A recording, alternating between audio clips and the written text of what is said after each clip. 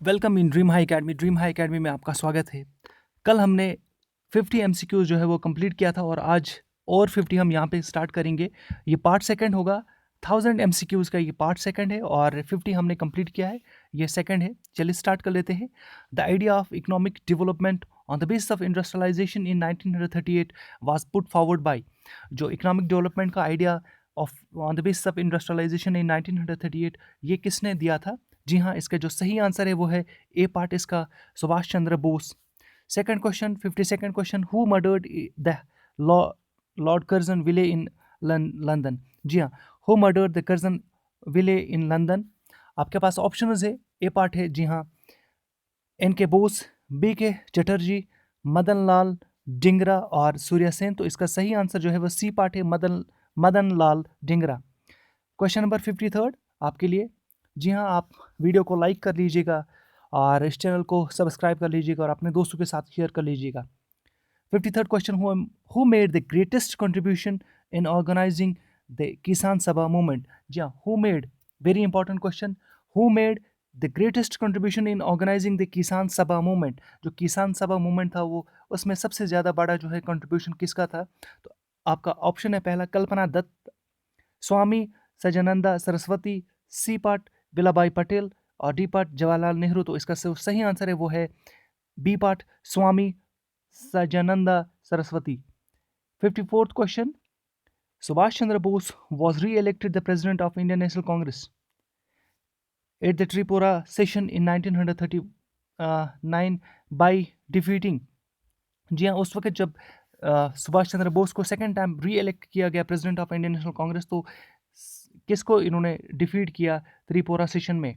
तो आपके पास ऑप्शन है मौलाना अबुल कलाम आज़ाद, डॉक्टर राजेंद्र प्रसाद, जी हाँ, सी पार्ट इसका doctor Pattabhi Sitaramayya, D part Jawaharlal Nehru. तो इसका जो सही आंसर है वो है doctor Pattabhi Sitaramayya. 55 question number, what was the main political weapon? Very important question, what was the main political weapon used by the moderate nationalists to exert pressure upon the government against the partition of Bengal? जब partition of Bengal हुआ तो जो moderates और extremists में यहाँ पे जो Indian national Congress divide हो गया, तो मॉडरेट्स का जो क्या हथियार था, क्या इन्होंने प्रेशर क्रिएट करने की कोशिश की और कौन कौन से हथियार उन्होंने अपनाए? तो इसमें है पहला satyagraha, option B civil disobedience movement, C non cooperation और इसका जो सही आंसर है वो है डी पार्ट बाइकाट। जी हाँ, स्वदेशी एंड बाइकाट मूवमेंट। आगे बढ़ लेते हैं। 56 question, among the early revolutionary secret societies organized during the nationalist phase, which of the following was the most important? बहुत इंपॉर्टेंट क्वेश्चन है, 56 क्वेश्चन है, ये आपको देखना है। Among the early revolutionary secret societies organized during the nationalist phase, which of the following was the most important? तो इसका जो सही आंसर है वो है डी पार्ट अनुशीलन समिति। जी हाँ, अनुशीलन समिति एक इम्पॉर्टेंट जो था इसमें, ये रेवोल्यूशनरी सीक्रेट सोसाइटीज़ ये इन्होंने ऑर्गेनाइज किया था। आगे बढ़ते थे। 57th question, February 21st, 1915 was fixed as the date for an armed revolt by the गदर, जो गदर पार्टी थी, गदारिस्ट, गद्दार राइट्स इन। आपका ऑप्शन है a part Bengal, B Punjab, सी दिल्ली और डी बॉम्बे। तो इसका जो सही आंसर है वो है पंजाब। जी हाँ, Punjab is the right answer. February 21st, 1915 was fixed as the date for an armed revolt by the Gaddarites in Punjab. 58th question, under whose leadership was the name of the Hindustan Socialistic Republican Association changed on account of the influence of socialist ideas?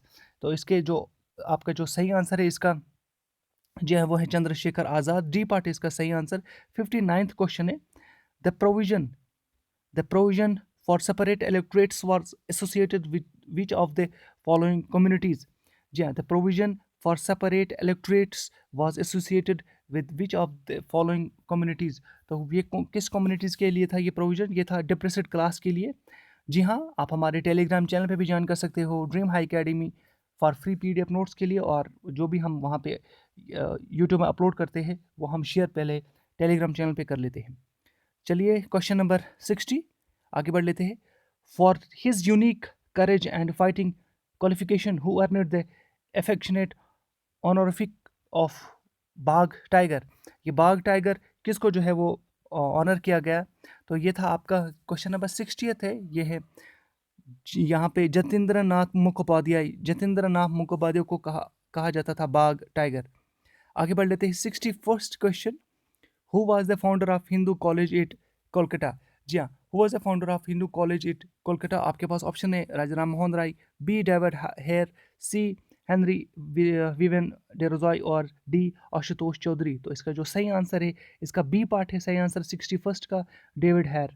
आगे बढ़ लेते हैं 62nd question, Mahatma Gandhi gave the title of Sardar to Vallabh Bhai Patel for his great organisational skill इन।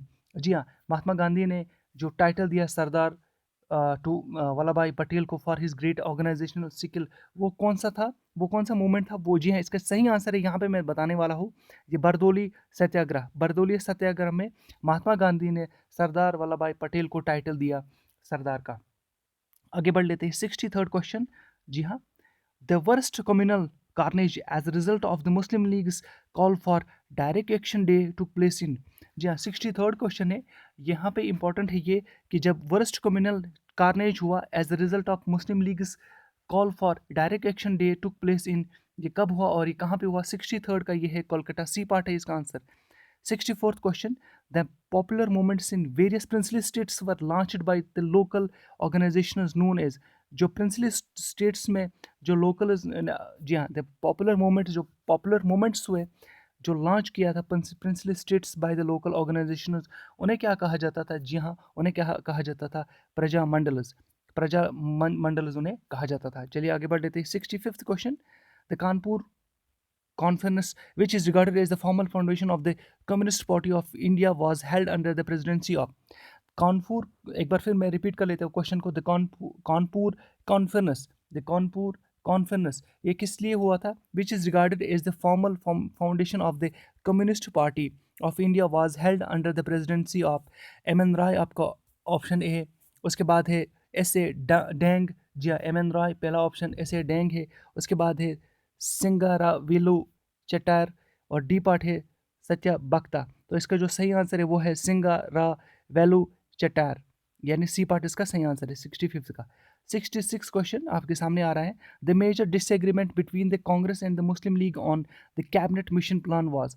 जो cabinet mission plan था 66 question है ये। तो major disagreement between Congress and the Muslim League वो किस बेसिस पे था, वो क्या था। पहला ऑप्शन आपके पास है द कांग्रेस फेल्ट, जी हाँ, पहला जो ऑप्शन है वो the Congress felt that the grouping of the provinces was optional while the league was of the view that it was compulsory। तो ये इसी पे था, द कांग्रेस फेल्ट, यही इसका आंसर है, ए पार्टी इसका आंसर है। Congress felt that the grouping of the provinces was optional while the league was of the view that it was compulsory। 67th question, Lord Wavell was replaced by। जी हाँ, Lord Wavell को किसने replace किया था, काफ़ी important है, काफ़ी बार आपने इस क्वेश्चन को देखा होगा। तो ये आंसर इसका लॉर्ड माउंटबेटन, जी हाँ, लॉर्ड माउंटबेटन। और ये लॉर्ड माउंटबेटन जो है वो लास्ट वॉइस राय है, ब्रिटिश वॉइस राय है इंडिया के। और लास्ट जो इंडिया के गवर्नर जनरल है, यहाँ कह सकते हैं तो इंडिया का जो लास्ट गवर्नर जनरल है वो सी राजागोपालाचारी है, रिमेंबर इट। इसके बाद जो लॉर्ड माउंटबेटन के बाद इंडिया का एक और यहाँ पे गवर्नर जनरल बना तो वो इंडिया ही का था और उसका नाम था सी राजागोपालाचारी। लेकिन ब्रिटेन का लास्ट गवर्नर जनरल इंडिया में लॉर्ड माउंटबेटन था। Question number 68, who was the given the financial portfolio in the interim government of 1946। जब यहाँ पे कैबिनेट मिशन प्लान आया, यानी कैबिनेट मिशन ने स्टार्ट किया कॉन्स्टिट्यूशन को बनाने के लिए, पहला जो सेशन था वो 9 दिसंबर को हुआ और ये 9 दिसंबर 1946 को हुआ। तो कुछ यहाँ पे जो है वो पोर्टफोलियोज डिस्ट्रीब्यूट किए गए। क्वेश्चन नंबर 68 था ये, आंसर है ये। तो इसका जो सही आंसर है वो है लियाकत अली। लियाकत अली को जो है वो फाइनेंशियल पोर्टफोलियो दिया गया था इंटरिम गवर्नमेंट ऑफ 1946 में। 69th question, the independence act, जी हाँ, Indian independence act was passed by the British parliament in. ये ब्रिटिश पार्लियामेंट ने जो इंडियन इंडिपेंडेंस एक्ट था वो कब पास किया था। 69th क्वेश्चन का जो है वो आंसर जो है सीधे से जुलाई 1947 में जो इंडियन इंडिपेंडेंस एक्ट जो पास किया था वो ब्रिटिश पार्लियामेंट ने किया था। Question number 70, who was appointed as the chairman of the two boundary commissioners appointed by the British government for the partition of Bengal and Punjab। तो किसको किया था? जी हाँ, ये सबसे इम्पोर्टेंट है, ये आपने ये नाम सुना भी होगा, सर साइरल रेडक्लिफ। रेडक्लिफ को जो है वो अपॉइंट किया था as the chairman of the two boundary commissioners appointed by the British government for the partition of Bengal and Punjab. 71st question, in which province, जी हाँ very important, in which provinces do the British government introduced ryotwari system? कौन कौन से province में British ने रॉयतवारी system है जो start किया था? हम कह सकते हैं यहाँ पे, तो आपके पास जो ऑप्शन है यहाँ पे सी पार्ट इसका सही आंसर है। बॉम्बे और मद्रास में जो है वो रॉयतवारी सिस्टम को इंट्रोड्यूस किया था ब्रिटिशर्स ने। 72nd क्वेश्चन, जी हाँ 72nd आपके पास क्वेश्चन आ रहा है, ये which Indian mass movement begin with the Dandi march? जो डांडी मार्च स्टार्ट हुआ तो ये कौन सा मोमेंट का एक तरह से पार्ट था, या किस मोमेंट का, किसके साथ इसको रिलेट किया जाता है? डांडी मार्च को हम रिलेट करेंगे सीधे से, इसका जो सही आंसर है वो है सिविल डिसओबीडियंस मूवमेंट। जी हाँ, सिविल डिसओबीडियंस मूवमेंट 1913 में हुआ था और 12 मार्च को। 73rd क्वेश्चन आपके सामने आ रहा है, who was the governor general of India during the time of the revolt of great revolt of 1857? जब ग्रेट रिवोल्ट ऑफ 1857 हो गया तो गवर्नर जनरल ऑफ इंडिया कौन था? तो इट वाज लॉर्ड कैनिंग। जी हाँ, लॉर्ड कैनिंग। लॉर्ड डलहौजी जो थे वो 1848 से लेके 1856 तक था, और 1856 के ऑनवर्ड्स 1861 तक लॉर्ड कैनिंग था। आगे बढ़ लेते हैं, द गडकारी, जी हाँ, the Gadkari uprising of 1844 to 45 was directed against the, ये किसके अगेंस्ट था? ये था सीधे मोनी लैंडर्स के अगेंस्ट। जी हाँ, जी हाँ, the Gadkari uprising of 1844 to 45 was directed against the, इसमें मोनी लैंडर्स और ब्रिटिश गवर्नमेंट है, यानी इसका जो आंसर है वो सी डी पार्ट है, both A and B above. 75th question आपके सामने आ रहा है, who was the leader of the alternate government formed at the Jharkhand during the revolt of 1857? जब 1857 हुआ तो अल्टरनेट, यहाँ पे जो रूलर कह सकते हैं हम, लीडर कह सकते हैं, alternate government formed at Jharkhand during the revolt of 1857, तो ये था आपका ऑप्शन ए है इसका, Vishwanath Singh. Vishwanath Singh is the right answer. आगे बढ़ लेते हैं 76th क्वेश्चन। जी हाँ, 76th क्वेश्चन, द agrarian outbreaks of Pune and Ahmednagar districts of Maharashtra, popularly known as Deccan Riots, was mainly directed against, कि जो डेक्कन राइट्स थे वो मेनली डायरेक्टेड अगेंस्ट किसके खिलाफ था? तो ये आपका ऑप्शन है मोनी लैंडर्स के खिलाफ था। द ट्राइबल लीडर, जी हाँ, द ट्राइबल लीडर बहुत ही फेमस ट्राइबल लीडर रहे ये, who was regarded as an incarnation of God and father of world, Dharti Aba was. तो ये आपका जो था, आपका आंसर इसमें है सीधे से बिरसा मुंडा। बिरसा मुंडा जो है वो ट्राइबल लीडर थे और काफ़ी ज़्यादा ये फेमस थे। आगे बढ़ लेते हैं 78th क्वेश्चन। 78th क्वेश्चन का आप यहाँ पे देख लीजिएगा, which among the following provided special representation to workers through trade unions and labour constituencies? Who among the following provided special representation to workers through trade unions and labor constituencies?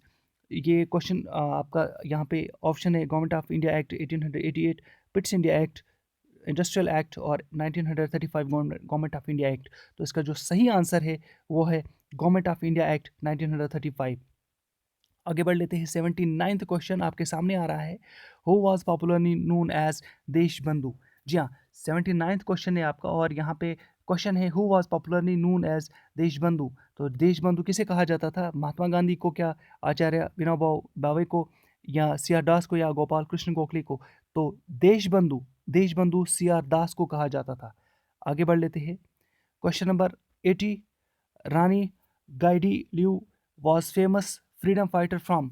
जो रानी गाइडिलियू थी वो famous freedom fighter कहाँ की थी? जी वो नागालैंड के थे। आगे बढ़ लेते हैं, यानी ऑप्शन ए 80 का आंसर है। आगे बढ़ लेते हैं 81st question, who was the first Muslim president of Indian national Congress? Who was the first Muslim president of Indian national congress? तो इसका जो सही आंसर है वो है बदरुद्दीन तौयब जी। आपको यहाँ पे एक और क्वेश्चन मैं बताने वाला हूँ, हु वाज द फर्स्ट, जो ब्रिटेन का या ब्रिटिश कह सकते हैं हम, president of Indian national congress? तो वो था George Yule. First Muslim president of Indian national congress was Badruddin Tyabji. First president of Indian national congress जो कि वाइट था या ब्रिटिश कह सकते हैं, वो था जॉर्ज यूल। और first women president of Indian national Congress वो थी अनी बेसेंट। लेकिन first women president of Indian national congress जो इंडिया की थी, यानी इंडियन बॉर्न थी, इंडिया की थी, वो थी पहली सरोजिनी नायडू। आगे बढ़ लेते हैं। हु लेड 82nd क्वेश्चन है आपका, who led the revolt of 1857 at Lucknow. तो इसका जो सही आंसर है वो है Begum Hazrat Mahal. Who led the revolt of 1857 at Lucknow, वो है बेगम हजरत महल। ये 82nd का जो है वो सही आंसर है। आगे बढ़ लेते हैं 83rd question. Who was significantly responsible for the integration of principal states to Indian union. तो इंडियन यूनियन को कह सकते हैं हम, जो प्रिंसिपल स्टेट्स को इंटीग्रेशन करने का काम किसका था ज़्यादातर, ये सरदार वल्लभ भाई पटेल ने किया था। जी हाँ, सरदार वल्लभ भाई पटेल ने। आगे बढ़ लेते हैं 84th question. Who was the founder of all India depressed class federation. जी हाँ, इसका जो सही आंसर है वो है B R Ambedkar. Depressed class federation, all India depressed class का जो फाउंडर था वो था बी आर अम्बेडकर। 84th का जो है वो ए पार्ट है। 85th क्वेश्चन आपके सामने है। Who was the first martyr of the revolt of 1857। Who was the first martyr of the revolt of 1857। आपके पास ऑप्शन है तांत्या टोप, नाना साहब मंगल पांडे और डी बख्त खान। तो इसका जो सही आंसर है वो है C part, Mangal Pandey was the first, जो जिसको मार्टियर कह सकते हैं हम 1857 रिवोल्ट में जिसे किया गया था। 86 क्वेश्चन आपके सामने आ रहा है। Who started the young Bengal movement. तो इसका जो सही आंसर है वो है बी पार्ट, इसका Henry Vivian Derozio. 87th question है। Name the dispatch which is regarded as the Magna Carta of English education in India. एक बार फिर इस क्वेश्चन को आप देख लीजिएगा। Name the dispatch which is regarded as the Magna Carta of English education in India. तो आपके पास ऑप्शन है वुड्स डिस्पैच, आपके पास ऑप्शन है सैल्डर कमीशन, आपके पास ऑप्शन है सर्जेंट कमीशन और फ्लाउड कमीशन। तो इसका जो सही आंसर है, जी हाँ, 87 का जो सही आंसर है वो है Wood's dispatch. A part is the right answer. आगे बढ़ लेते हैं, यानी जिसे Magna Carta of English education कहा जाता है इंडिया में। 88th क्वेश्चन आपके सामने है। When was the age of consent act passed. ये 88th क्वेश्चन है। व्हेन वाज 1891 में इसको पास किया था। When was the age of consent act passed. It was passed in 1891। आगे बढ़ लेते हैं। Which act is also known as black act. Undoubtedly Rowlatt act को कहा जाता है black act. Name the periodical published by the Mahatma Gandhi when he was in South Africa. तो इसका जो सही आंसर है वो है जब महात्मा गांधी साउथ अफ्रीका में थे, वो पीरियडिकली पब्लिश करते थे और ये पब्लिश करते थे इंडियन ओपिनियन। आगे बढ़ लेते हैं 91st question. Who was the first to offer individual satyagraha. जो इंडिविजुअल सत्याग्रह हुआ था तो पहले किसने जो है वो ऑफर किया था, वो किया था ऑफर। आपका आंसर है सी पार्ट, आचार्य विनोबा भावे। तो इसका जो सही आंसर है वो है C part, Acharya Vinoba Bhave. 92nd, when did the quit India movement started. जब इंडिया का क्विट इंडिया मूवमेंट जो है वो कब स्टार्ट हुआ था, तो 1942 में क्विट इंडिया मूवमेंट जो है वो स्टार्ट हुआ था। 93rd question. Which was the first major act of Gandhi ji in India. पहला मेजर एक्ट जब गांधी जी जो है वो साउथ अफ्रीका से इंडिया वापस चले आए, तो इंडिया में इसने पहला मेजर एक्ट क्या किया। जी हाँ, आपके पास ऑप्शन है चंपारण सत्याग्रह, खेड़ा, अहमदाबाद मिल, नॉन कॉपरेशन। तो इसका जो सही आंसर है वो है आपके पास, जो आपने देखा होगा यहाँ पे कि चंपारण में उन्होंने पहला जो है मेजर एक एक्ट किया था इंडिया में। When did the Congress split into moderates and extremists. Moderates और एक्सट्रीमिस्ट्स में जो इंडियन नेशनल कांग्रेस है वो कब स्प्लिट हुई, तो वो सूरत स्प्लिट थी 1907 में। The founder of Asiatic Society in Bengal of Bengal in 1874। Asiatic Society के जो फादर था वो कौन था। आपके पास ऑप्शन है मैक्स म्यूलर, आपके पास ऑप्शन है विलियम जॉन्स, आपके पास जो ऑप्शन है बाकी आप देख सकते हो यहाँ पे चार्ल्स विल्किंस, जेम्स मिल, और इसका जो सही आंसर है वो है विलियम जॉन्स। 96 आपके पास क्वेश्चन आ रहा है। जी हाँ, which act established dyarchy in the provinces. और किसकी वजह से डायरकी सिस्टम जो है वो इंट्रोड्यूस हुआ, तो वो एक्ट था act of 1919। It was government of India act 1919। 97th question आपके पास आ रहा है। Who repealed the vernacular press act of 1878।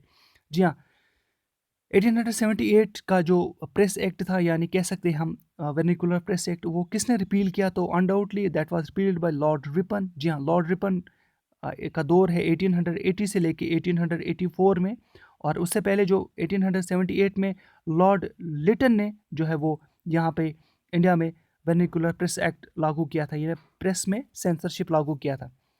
Who was the first governor general of independent India? Independent India का फर्स्ट जो है वो कौन से गवर्नर जनरल थे? तो यहाँ पे आपके पास ऑप्शंस है। First, remember this, who was the first governor general of independent India? Independent India का पहला गवर्नर जनरल था लॉर्ड माउंटबेटन। जी हाँ, इंडिया को आज़ादी देने के बाद वो चले गए जब इंडिया आज़ाद हुआ। उसके बाद फिर आखिर में राजा गोपालाचारी को, सी राजा गोपालाचारी को जो हो गवर्नर जनरल बनाया गया, और ये तब तक रहे जब तक 1926 तक, ये 1950 तक। Who was the founder of self respect movement? जी हाँ, 99th का क्वेश्चन है कि आपके पास सेल्फ रिस्पेक्ट मूवमेंट के जो है वो फाउंडर कौन थे? Who was the founder of self respect movement? तो ये था आपका रामा स्वामी नायकर। जी हाँ, Rama Swami Naicker was the founder of self respect movement in India. 100 question आपके पास है। जी हाँ, इसके बाद हम जो ये सीरीज़ है वो कंटिन्यू करेंगे हमारी। ये ऑलरेडी हमने प्रिपेयर किया हुआ है, तो हम इसको कंटिन्यू करेंगे नेक्स्ट वीडियोस में। पहला आज हम 100 क्वेश्चन जो है वो कंप्लीट करेंगे। Who gave the slogan Delhi चलो? वेरी फेमस, महात्मा गांधी, सुभाष चंद्र बोस, जवाहरलाल नेहरू और बाल गंगाधर तिलक, बीजी तिलक। तो दिल्ली चलो स्लोगन जो है वो सुभाष चंद्र बोस ने दिया था। जी हाँ, Delhi Chalo slogan was given by Subhash Chandra Bose. ये था आज का लेक्चर अबाउट एमसीक्यू जो हमने स्टार्ट किया था, और ये सेकंड पार्ट है। पहले पार्ट में हमने 50 एमसीक्यूज कंप्लीट किया, सेकंड पार्ट में आज जो है वो 50 कर रहे हैं, और आगे भी हम इसको जो है वो कंटिन्यू करेंगे। तमाम एग्जाम्स के लिए ये इंपॉर्टेंट है।